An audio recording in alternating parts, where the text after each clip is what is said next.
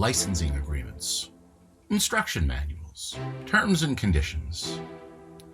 While some select few of us excel at reading such things and have a special talent for making sense out of huge amounts of technical information, most of us mere mortals simply don't have the patience for it. So we click OK or toss out that 50-page booklet of fine print, which is in our way of enjoying whatever exciting new gadget we just bought. And who can blame us for wanting to wave it off so we can start having some fun?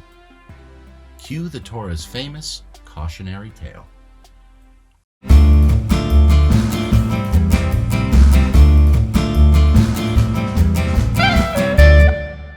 Parshat Shmini gives us the tragic story of Nadav and Avihu, two sons of Aaron who died in a terrible accident. The Israelites had just finished building the Mishkan, the beautifully adorned, portable sacrificial altar that would be traveling around with them through the desert. The priests had been anointed, the altar had been consecrated, and in a huge celebration, Moses and Aaron had used it to offer up the first sacrifices to God. But after the ceremony had concluded and everyone had gone home, Nadav and Avihu were on cleanup duty and minding the altar after hours. Like a couple of teenagers entrusted to be at home alone with Dad's brand new Mercedes in the garage, they thought they'd take it out for a spin. The Torah does not tell us exactly where or how they went wrong, but the text says that their sacrifice was an eish zara, a strange fire. Vatetzei eish milifnei Adonai vatochal otam. And a fire came out from before God and consumed the Nadav and Avihu, the two sons of Aaron, in an instant. There's a lot to unpack in this story. For example, why did God have to kill an otherwise well-intended Nadav and Avihu just for being a bit overexcited to try out their shiny new altar?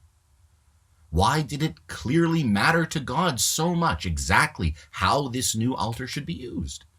And the most infuriating question of all, why does it appear that many of the detailed instructions of how to perform these sacrifices weren't even given in the Torah until after this tragic episode?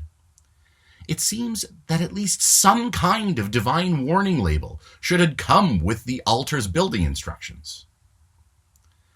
Scientists and engineers today are taught to think carefully about the new technologies they develop, to consider how they can be used to create wonderful new things, opportunities, and experiences, but also how they could potentially be used for destructive purposes, whether malevolently or purely by accident.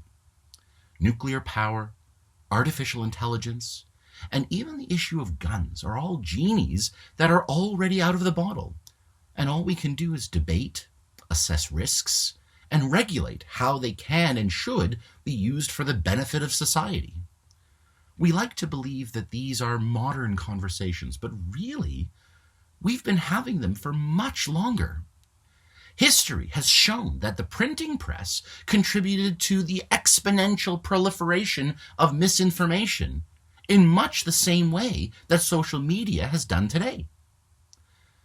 Nadav and Avihu weren't playing with a new technology, though. They were playing with their dad's altar. As sacrifices were ubiquitous not just to Israelites and ancient Egyptians, but to every ancient Mesopotamian culture, this was an altar no different than many others they had seen. But if we interpret the story in a more abstract way, we can imagine Nadav and Avihu playing not with an altar, but with something else less tangible. They were only just beginning to understand something we might even call a new technology: monotheism.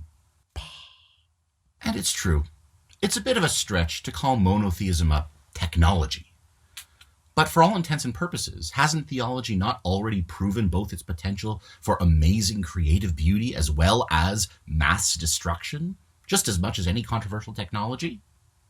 Theology has power. This is undeniable.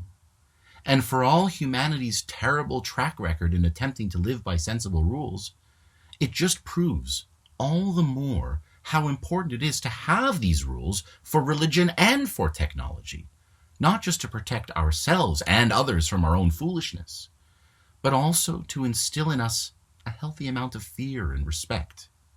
So we take care to use power wisely. And of course, make sure we check all the fine print. This has been a Beth Radham Video Dvar Torah. I'm Cantor Jeremy. Shabbat Shalom.